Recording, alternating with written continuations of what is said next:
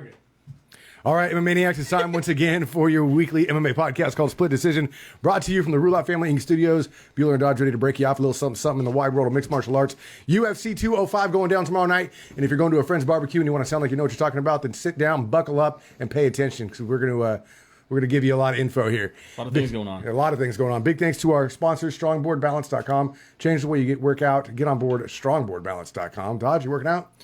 Yeah, I started up my push-up thing again because I was a lop and stopped. I have no idea why. I honestly can't tell you why. I'm sorry, I'm laughing because the word lop is so. I haven't heard it in so long. I fucking forgot how much I liked it. Right? Like I just for some reason I just stopped. It's not like it was too hard, and it's not like I didn't believe in the cause. It was just like, I forgot to do those yesterday. I should do twice as many today. All right, I will when I get home. I get home, it's like midnight. I'm like, it's fucking midnight. I'm not doing this shit. Yeah. I'm going to bed. Right. And then it's like, now I'm 8 days behind. Fuck. It's true. The struggle is real. So I got back on that, and then I started doing, according to my chiropractor, using the strong board balance to, I don't know what you call them. Do you know what they're called, Dennis? It's like where you're like balancing on it, and you do like the crane? The crane almost, like your arms go out, and you step foot back. And you step foot back. I don't know. Yeah, and you got to kind of squat on one, using I just one knee. consider it yoga. Pretty much, yeah. So, but it's been doing well. I've been doing well. I'm just going to call it the crane technique. Sounds good. And of course, our second home. The crane kick on that thing. Don't try the crane kick. You're going to split your nutsack open. I'm going to video it. I know a friend who landed a kickflip incorrectly on his skateboard. Oh yeah. And busted his ball sack open. Yep. I'm telling you, try a crane kick on that strong board. I think I might be able. Well, we'll see. Try kickflip on it. Yeah, don't commit to some shit you can't do, brother. I don't want you hurting yourself. And mymmanews.com, our second home, your place for breaking news, because we do this once a week. They do it 24/7, so you can go there and find out things like, Matt Brown replacing Kevin Gastelum on the fight on Saturday night. A lot of good. It's not going to be on Saturday. But it's replacing the fight on Saturday. Yeah, right. We'll get it. Not on Saturday. We'll get to all that. We'll get to that. They got a lot of good interviews. They got our Maisha Tate interview on there. Tate.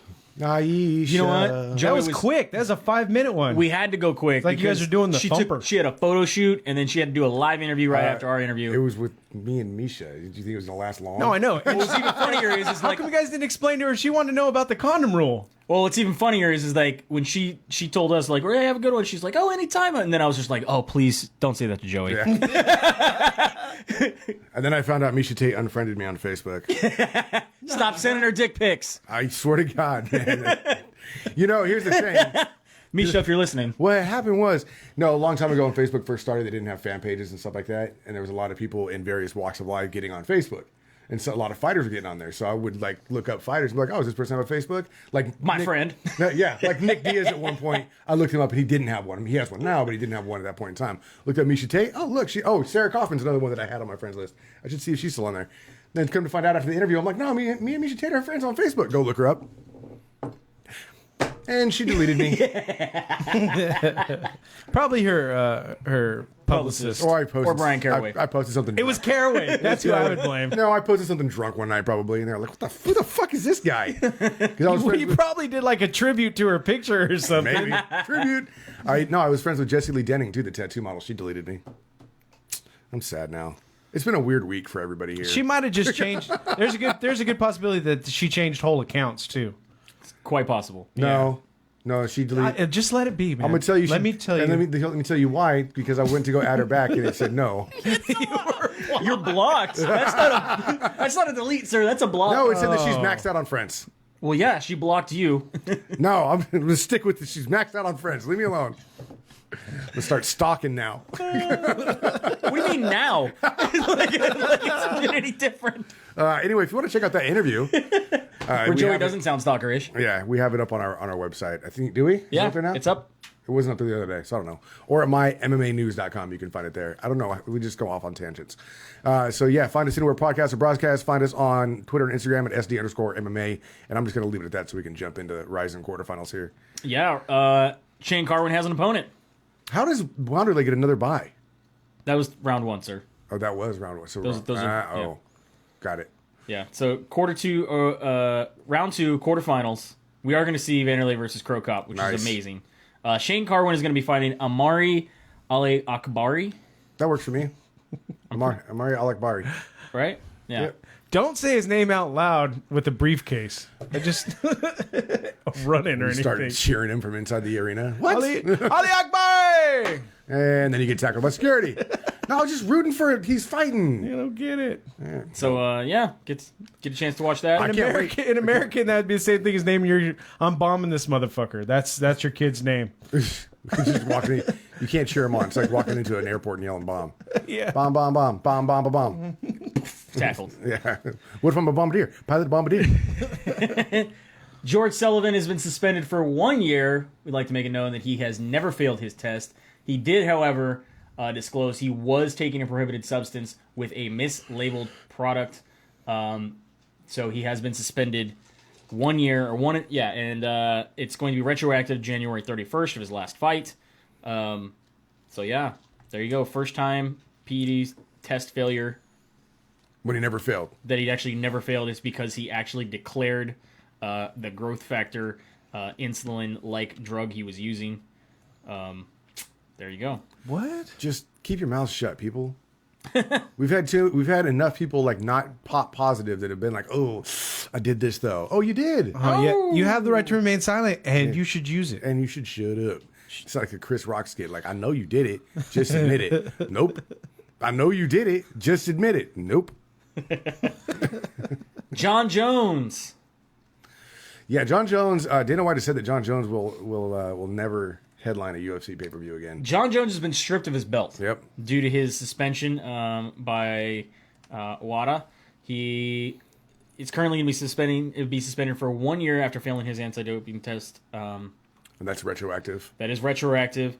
Dana White says that he has cost him multiple millions of dollars. Oh, he's caught. I thought he said Jon Jones has lost around $15 to $20 million because of this whole thing. I don't know. It's pretty crazy how much they said. Just overall, I mean, the things that they could have. Like I said, he's probably one of the best guys who had the most potential, but yeah, just unfortunately, he's had all these issues. Well, they did the 30 for 30, right? And he was the top mixed martial artist ever. I don't know. I didn't see that one. Yeah, they had him listed as the #1 mixed martial artist of all time. So yeah, he said Jon Jones was blown in every way, shape, or form. With the guy who has so much talent like that can blow it. Greatest talent ever and biggest screw up ever. It doesn't make sense with all the stuff that's going on for him to still be the interim champion. When he was the interim champion, it was because he was going to be fighting for the title in April. We gave it to him. He was supposed to fight for the title. Here it is. Now he's not. It's over. It's over, man. He will be eligible to fight July 7th of next year. I don't know. Don't count on too much because Dana White has already said that he cannot rely on Jon Jones to sell a pay-per-view anymore. So if Jon Jones does make it onto a pay-per-view, it's not going to be the main event. It won't even be the co-main event, which is just weird. Can you imagine having him as like the opening fight on a card?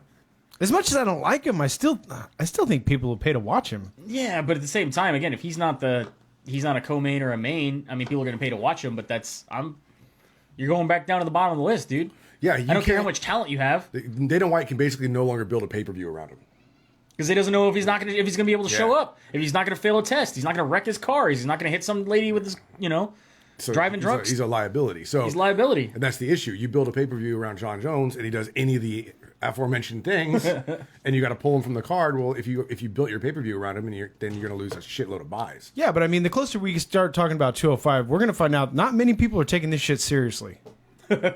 Seriously.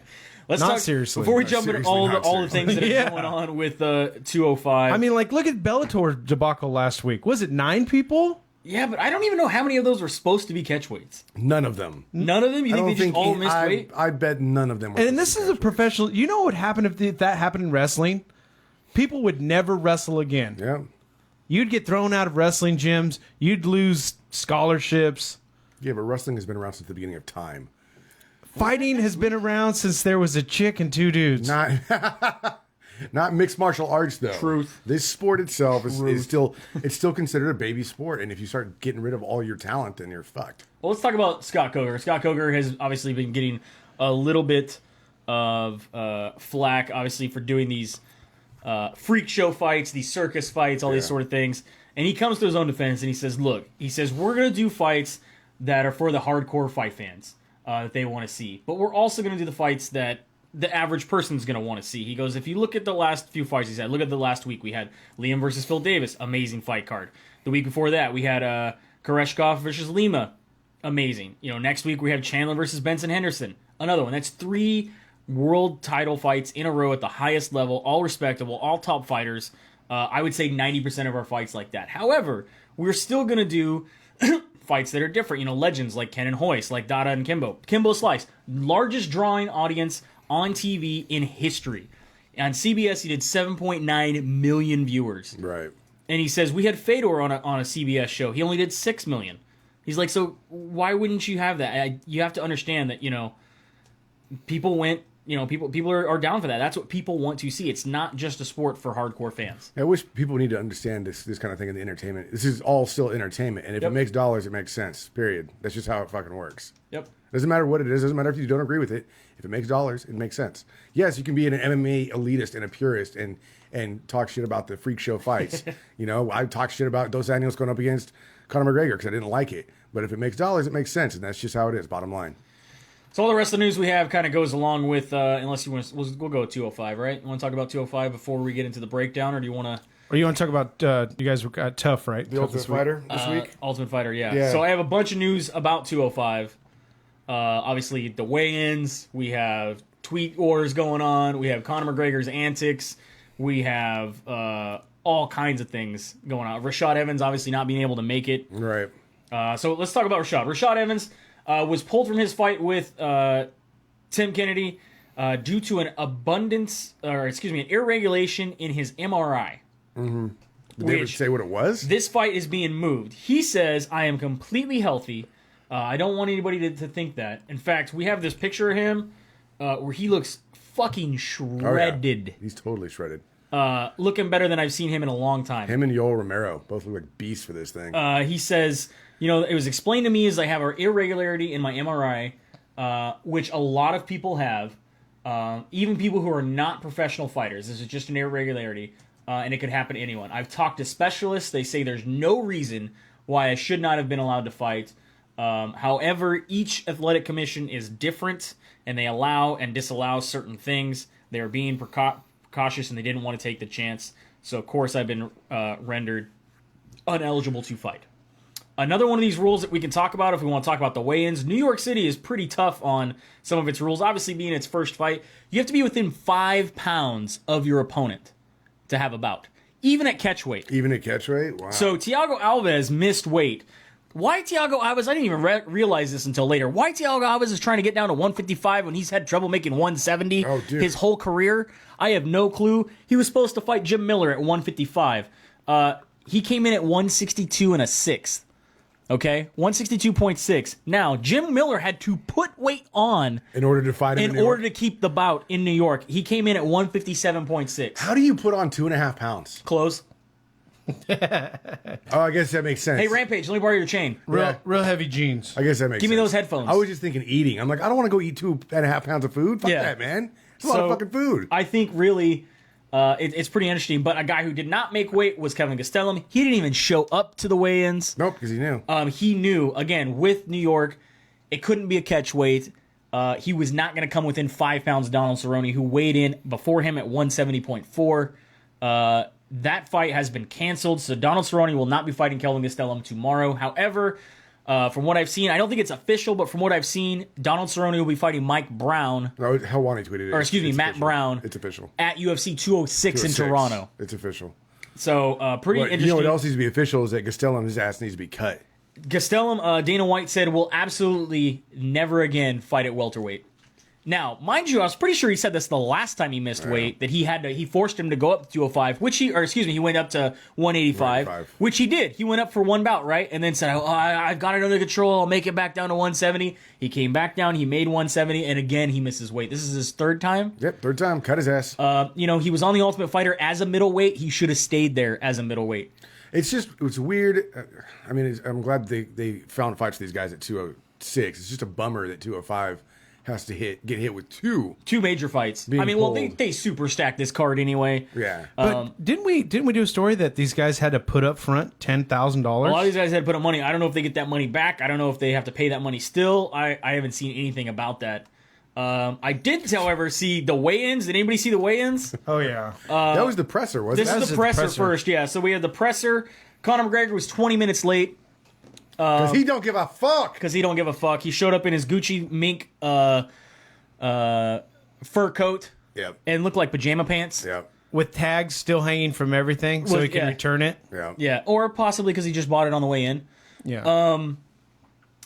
And I thought it was funny. I got to give Eddie Alvarez credit. He's like, oh, if he doesn't got to show up, why am I here?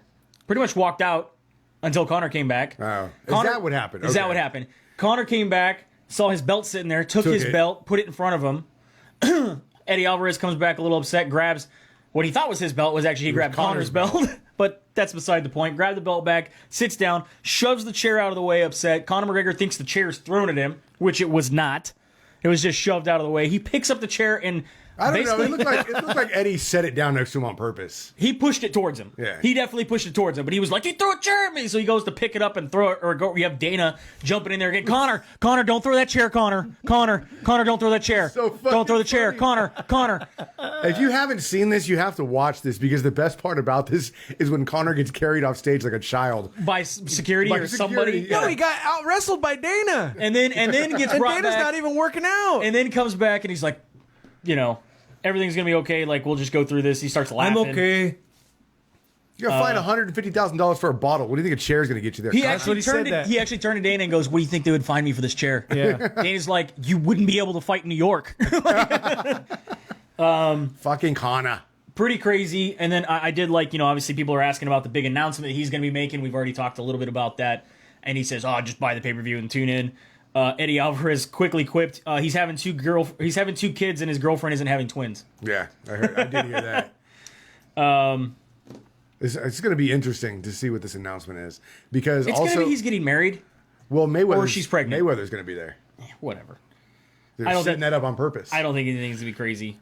Well, we know his girlfriend's pregnant. Dana White recently after this went on... Who's the mother of the other kid? That was the question. went on Ronda Rousey. some sort of...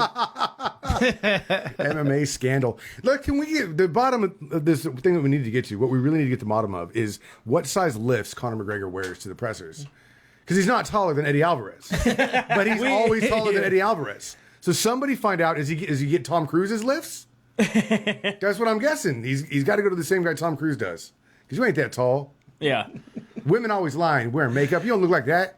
Wearing high heels. You ain't that tall. Dana White recently, I believe he was on the Jim Rome show. I think he was also on a couple of... He's been obviously doing a lot of press for this. And he says that Conor McGregor is one of the most special athletes to ever fight in the UFC.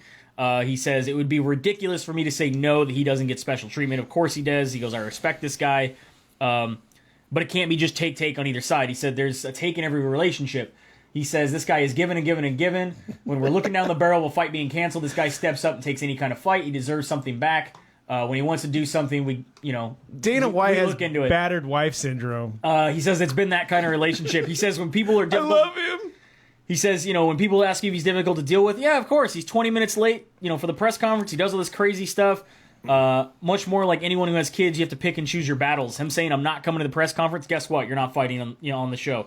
But him saying, I'm being 20 minutes late, the media's there, I'm just going to wait just like you are. Eat your lima beans, McGregor. Eat your lima beans. You have any pudding if you don't eat your meat.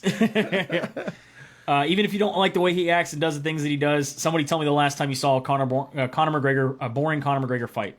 It doesn't happen. It doesn't exist. His press conferences aren't boring. His weigh-ins aren't boring. His fights aren't boring. It is what it is. Yeah, but do you want every fighter doing this? No. No. At this But not point, every it's fighter can do ridiculous. But not everybody fighter can do this. I mean, you look at, how many other boxers used to do this? You know what I mean? There's been a few. There's special When Jon athletes Jones out and DC did this, it was all bad. It's just who can pull it off is all it is. They actually got in a real fight. No, they were just big. That's what it They was. were just big. They can hold Conor. Pick Yeah. I don't know. The ESPN thing was fucking hilarious with Oh, that was good. DC and Jon Jones. Oh, yeah. We did have another hot mic situation with John. With This Conor is McGregor. horrible. Talking about Michael Landsberg, which I don't like Michael Landsberg to begin with. That he's a Canadian MMA journalist. He's gotten numerous on-air. This is a different one than one I thought. verbal battles with guys. I'm not familiar with either one of them. So Anyway, he asked or implied that the press conference was scripted. McGregor kind of went a little crazy and said, who's this fucking guy? He looks like a burn victim. And on somebody else's show, by the way, he had just got done doing another press. Look, to be who's fair, this guy? He looks like a burn victim. How dare he say that it's He's scripted? He's an idiot. He's all this a kind of mush head. And the guy's still hearing him the whole time. Yeah. And this guy and then he's like, "Are you showing him pictures of me? Yeah, what are you stop showing him pictures of me?" Yeah. He doesn't look like a burn victim. He looks like Joan Rivers. No, that's not even the guy. That's Michael Landsberg, who they were talking about. He had just done another interview. Oh, I thought he was on another show. Oh, because I thought they were talking about the guy below him. He also then tried to get in Tyrone Woodley's face. I guess they've been talking trash to each other at the weigh-ins. Woodley was nodding at McGregor. McGregor was, staring him down, nodding him back, almost wasn't Woodley the one that was like recording on his phone? He was recording the throwdown between Eddie Alvarez. When did we get his point of view on it, man? He said, it's out. He said, he put it I out said, on, what's up? He Instagram, tried to flex. He quickly realized this is a no flex zone. Pretty much made him say, what's up? Yeah, because that's what they're. He says some of us are really about that life. The quiet ones. He's all really from the slums. Don't make me go back. Conor McGregor says you'll do nothing. Twitter bitch, you'll do nothing. He goes back and says, Tyrone Woodley says, dude, I'm not one of them guys you deal with, homie. I'll forget the fight and go and shit and go Ferguson. Jesus. Focus on Eddie and never call me a bitch again. Of course he calls him bitch again on Twitter. This is where we're at right now with Tyrone Woodley. Because Donald Cerrone's already said that they lock him away backstage. Nobody likes him. That none of the fighters like him. Right. Yeah, this is what Cowboy has said, that none of the fighters on the roster like Conor, that they have to keep him away from everybody because he just agitates and goes he to loves everybody. it. He fucking eats it up. Yeah, of course he does. That's the fuel. He needs attention. He needs attention. So we did have 2 Bellator events, by the way. Oh, we had 2. The one we talked about, and then there's one that was in Israel that we didn't talk about that I forgot. That was yesterday. Wow. Coker doing it big, going all the way to Israel. And then, of course, we have the Ultimate Fighter, Ultimate Fight Night finale, the Ultimate Fighter show. What do we want to get into? Well, let's go over the Bellator. Bellator, okay. Yeah. So you have Phil Davis becoming the new light heavyweight champion. Called it. But it was decision. Still, called it. And unfortunately, Saad Awad did get KO'd in the very first round. Pretty brutal. Neiman Gracie gets a win over Rudy Bears with his armbar, and then Javi Ayala over Sergey Karnakov. Yeah. And then the other one that went down, what you said, yesterday in Israel? Yeah. The 10th. Which was headlined by Douglas Lima. Yep. And Audrey Korishlov. Andre Korishlov. The champ is no longer the champ, so that means Douglas Lima got the belt, right? I believe so, yeah. Douglas Lima wins. 3rd round KO, man. Good job. Gets the welterweight championship. I'm not familiar with the Noad Lahat. Gets a win over Scott Cleve with the rear naked choke. And I'm not even trying. Georgie Cran. Nope. And then there was some, what do the whales eat? Krill, Mendebov, Valsky. Nope. A lot of vowels. Was that Benavidez' wife? No, that wasn't right. Where? Carla? Yeah. Where? Carla. Oh, Benitez. Never mind. Ultimate Fighter Latin America Tough 3 finale, Ultimate Fight Night 98. We had the Ultimate Fighter, the Latin American one. Yeah, okay. Latin America, yeah. Good stuff here. This is some decent fights. Kicked off the night with Alexa Grasso going up against the Blender. Mm-hmm. Unanimous decision. Lost hard. Just got her ass beat for 3 straight rounds. 3 straight rounds, yeah. I didn't see anything she could have done. No. She completely outclassed. Benil Dariush went up against Rashid Magomedov with another unanimous decision for Dariush. And then Martin Bravo went up against Claudio Puelles. This was their 2 finale. This was their finalists, right? Yes. Right. This was quick, man. Minute 55 of the second round. These guys went out there. They went to it. Martin Bravo is the winner of Tough Latin America. Good job on his part. He looked. This was both coaches' first round draft picks, by the way, going up against each other. And the coaches were Chuck Liddell and Forrest Griffin, right? I believe so, yeah. Yeah. This is both the first round draft picks with both these guys going up against each other in the finale, which is pretty cool. We haven't always seen that in the Ultimate Fighter. But in the end, it was what? Team Red that won. And then Ricardo Lamas got a win over the heavy Dubronx. Good job for him. I mean, I like Dubronx, but you come in overweight, man, you deserve to lose. I agree, 100%. And then Diego Sanchez gets a big win over Marcin Held. Unanimous decision, but whatever. How do you feel about that fight? Yeah. I mean, I don't think it's Sanchez's best fight, but I will give it to him. He came out strong. He did shave his legs and get lots of pedicures so he wouldn't get in leg locks, and they seemed to work. It's true. He was able to avoid it. Good job on him. He seemed a little crazy when he was spitting and drooling on him, though. Yeah, I don't know, man. He just has. I will give him the Showtime guillotine escape off the cage was pretty fucking dope. And Boss Rutan was like, fucking awesome. Yeah. Why haven't people done that before? He's like, I keep telling legit. guys, like, you need to be trying different shit. You know what I mean? Like, and he was able to run up and push off just enough to get himself loose. That was the highlight of the fight. Highlight of the fight. And then Tony Ferguson gets a decision win over Rafael Dos Anjos. Is this the end of Dos Anjos as a like huge lightweight that's gonna dominate for? I mean, he won the title. He lost to Alvarez. We wondered if it was a fluke or if he just got beat. And then he lost to El Cucuy. He lost to El Cucuy. It's going to be tough to come back from. Obviously, he's no longer going to be in the belt picture. So he lost his belt, and he's going to have to fight. He's going to have to get two to three wins before he even gets a shot at the title. I think El Cucuy, who says, I'm not here for the title, I'm just here for fights. I want to decimate everybody in the division, and then I'll be here for he says, I could have got a title shot a long time ago, but now I'm making sure that there's no doubt in anybody's mind that I'm the number one contender. I like that kind of attitude from a guy. Good job for El Cucuy. It was a good fight. It was a good night. And then we also had the Ultimate Fighter, whatever season we're on, I don't even know right now. 24, right? 24, yeah. Is that Ultimate Fighter 24? Hero from Shudo. Yep. Fought. Hiromasa Okabigo, or Okubo, excuse me. All right, he went up against, can you scroll down a little bit? Adam Antolan. Was it? Oh, yeah, sorry. It was Adam Antolan. Yep. Who's just been steamrolling people. Yeah. Doing really well coming in. I mean, they said this guy's unstoppable. He fights every fight like it's his last. And it was his last this time. Well, when he ranked number 13, I mean... He was doing a hell of a job, man. He was doing a hell of a job. But, yeah. Yeah, Hiromasa Akibugo. Or, what is it? Ogiku, whatever. Hero is your winner. Going to be going up against Alexandre Pantoja. Yep. Next time when we semis, get to the semis, but we haven't decided the We got Eric Shelton, Ronaldo Candido, and Matt Schnell against Tim Elliott first. Which Tim Elliott is going to be the one next against Matt Schnell, and I think Tim Elliott's going to end up in the semis. You think so? I do. Against who? Ronaldo or Eric Shelton? That's a tough one. I'm just going to go with the number 7 pick with Ronaldo. All right. It's been a good season. I've actually liked the fights. The fights have been good. Then there's been a little bit of drama in the house. Yeah, you got the guys drinking. Yeah, some alcohol issues last week. And disagree what they're fighting for? I don't understand. Yeah, I don't know either, but it was a lot of... That's what happens when alcohol happens. Yapping. That's what happens when alcohol happens. Good stuff. Make sure you catch up on it and watch future episodes as well. And then, of course, obviously, tomorrow night it's going down for the first time at Madison Square Garden. We are super excited. UFC 205. First UFC sanctioned in New York City. What a wonderful, wonderful thing. Can't wait for this thing to kick off, man. The entire card is... Stacked. It's amazing. We've lost 2 fights so far. And lost it's 2 still fights. amazing. And we could still lose more by tomorrow. It's New York. We could have elevator incidents, escalator, bathtubs, cabs. everything. Did we have a cab issue? Trump protest. Oh, Trump protest. Because he says he's going to be there. He promised Dana White that if he gets elected, he will come to the first fight in Madison Square Garden. Maybe shut the whole thing down. Yeah. Plus, we're looking at protests from the culinary union too, possibly. Quite possibly. Time will tell.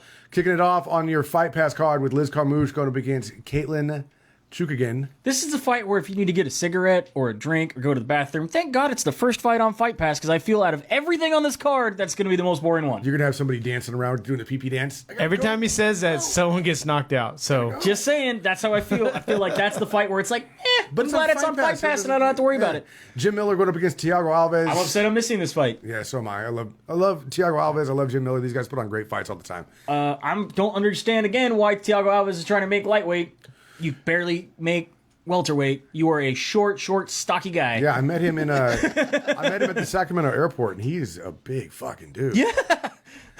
Wow, it's kind of amazing that he's trying to go around at 155. Honestly, kicking off your who you got in that fight? Who I have in? When was the last time we saw Thiago Alves fight? I'm still taking Miller. We just saw Miller fight. Yeah. I don't remember the last time we saw Alves fight. Supposed to fight. I thought Alaquinta, right? Alaquinta. Did he fight Alaquinta? No, he was supposed to, expected to at the same card. He However, got beat by Condit a year and a half ago.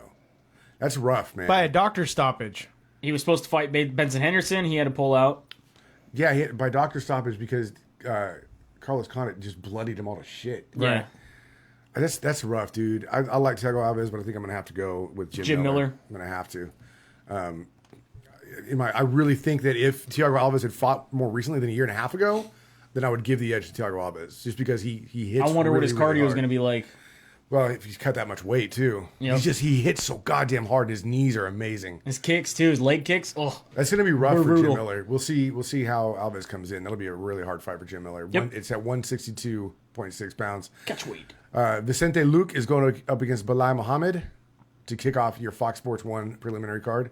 Rafael I think I'd take Muhammad in that fight. Muhammad. I'll go with Muhammad. Rafael Natal going up against Tim Boach, the blue collar brawler. I like Tim Boach a lot, man. I just feel like Natal can keep him on the outside, use his reach, and win this fight, but I'm definitely going for Boach. I always go for Boach. I'm taking Boach. Yeah, Boach is going to try to get as close as he can to him. He gets that clinch and the dirty boxing, man. He is brutal with it. And finally, after all this time, we see Khabib Nurmagomedov going up against Michael Johnson. I'm going to be rooting harder for Michael Johnson than I've ever rooted for anybody ever. Why are you hating on Nurmagomedov? Just there's just a lot of stuff he's said, I've heard translated. I think Nurmagomedov might take the win, but I'm definitely going for Michael Johnson, and I would not be surprised if Michael Johnson wins. I really won't. Well, Khabib Nurmagomedov is still undefeated, right? Yeah, he's still legit. I just think, I don't know, man. Something about it. Be interesting. No, I heard he lost out in the lobby after a fight one time with some guys. But he beat up a bear. Okay. When he was like 12. Frankie Edgar going up against Jeremy Little Heathen Stevens. I got Edgar on this one. I got Edgar by decision. By decision. All right. Yep. Dennis? I'm taking Stevens. Misha Tate going up against Raquel Pennington. Tate, decision. I'm gonna pick Pennington just because Tate deleted me on Facebook. She's no longer your crush? No. I'm gonna take Tate with move a on. finish. Oh, yeah? Really? Yeah. All right. Okay. Chris Weidman going up against Yael Romero. The monster. Romero. I'm taking Weidman. Really? Yep. All right. I think something's wrong with him mentally. With Weidman? Yeah. I think we'll know in this fight. If he loses this fight, he's done. I think he's got that 25% complex. You know. He's just not going to come back for it. Yael Romero's a fucking beast, but he has cardio issues. He when he gets tapped, because he's so big. Yeah, when he gets tapped heavy on the chin though too. I mean, we saw that with when he fought Tim Kennedy. Even though he came back and won that fight, he was pretty much out on his stool. I mean, you can't say he wasn't. No, yeah, he definitely was. But when he taps somebody, they feel it. Oh my god, yeah. Yeah, so that's But I think I'm going to take Weidman if he plays a smart game. And then we get into your championship matches here with the women's strawweight belt on the line. Joanna Jędrzejczyk going up against Carolina Kowalkiewicz. I got Joanna. All day. I think I'm going to have to go with the champ on this one, too. I think, as good as Carolina is, I think Joanna's been at the higher level for a little bit longer in both Muay Thai and in MMA. I think she's proven herself. She's fought more elite opponents, especially in MMA. I just think that she's going to have... I think she hits harder, and I think she's got a little bit more reach, a little more size, too, than Carolina. I'm going to be taking Joanna on this. Yeah, I'm with Joanna. I'm going Carolina. We also got Tyrone Woodley defending his belt for the first time up against Stephen Wonderboy Thompson, the Karate Kid. Wonderboy. I got Wonderboy. This is going to be an interesting fight for Woodley because Wonderboy is obviously going to have no problem keeping it standing and keeping it quick standing. But can he take that? The one thing that keeps me from Thompson is, like you pointed out, and I really didn't notice before, is Woodley's got some power. Mm-hmm. I think the problem with Woodley on this fight, and I'm probably going to stick with Woodley as champ on this one, is he's going to have a hard time getting inside to throw those bombs. Yeah, I agree. Yeah, Stephen Thompson's kicks and his hands are going to be too quick. And his controlling the distance is always very well. I mean, he gets that from karate. I mean, that's the whole kind of point of karate is you control the distance to be able to strike from the outside. So maybe it's possible because we're looking at championship rounds here. Mm-hmm. I think it's entirely possible that Tyrone Woodley gasses and Thompson walks away with the win because of that. But I'm still going to stick with the champ on this one. And then Eddie Alvarez going up against Conor McGregor. And this is for the 155 belt on the line. The other one was the welterweight belt, by the way, in case you were curious. Eddie Alvarez, Conor McGregor. I'm Alvarez all the way on this. Alvarez. Without question. Because Conor first is not going to have his lifts in the cage, obviously. If I see Conor winning, I say it's going to be in the first 2 rounds. Eddie's never been knocked out, ever. Eddie just says he's got to make it last 8 minutes. After 8 minutes, that's when you're definitely going to see the breakdown of Conor McGregor. We've seen him get tired. We've seen him not do well in the championship rounds. I think the big thing is going to be that Eddie hits just as hard, man. Eddie hits hard. Right. He's also got the wrestling chops to take him down. He's similar to, I would say, Nate Diaz when he fought Nate Diaz. He's been beat up a lot, like Nate. He's been beat up a lot. Instead of submissions, he goes for takedowns and grappling. He can strike just like Diaz as far as heavy. He just doesn't have the reach. That's the only thing I think is going to be a problem. Where Conor is definitely going to be able to control the distance in the early rounds. Later on, it gets dirty. I definitely got Alvarez winning at the end of the day. But it wouldn't surprise me if Conor pulls the upset in the first couple rounds. I just wonder how many southpaws Eddie Alvarez has gone up against. It's a good question, yeah. It's one stat we don't have up there, so sorry. But yeah, I'll be taking Alvarez. Again, would not be surprised though. Dennis? I'm Alvarez. Yeah. Okay. So there you have it. That's UFC 205 going down tomorrow night for the first time ever in New York City at Madison Square Garden. It's such a wonderful moment for people who've been watching this for a long time. I know the three of us have been watching mixed martial arts for a very, very long time. This is quite a milestone for this. Yeah. Sport. I really dig it. I'm very happy about this. Check out strongboardbalance.com and mymmanews.com, our website, splitdecisionmma.com, and of course, Facebook, Split Decision MMA Podcast, at Twitter and Instagram, it's SD_MMA. And anywhere podcasts are broadcast, it's Bueller and Dodge from the Ruloff Family Inc. Studios saying have a good night. We'll see you at the fights.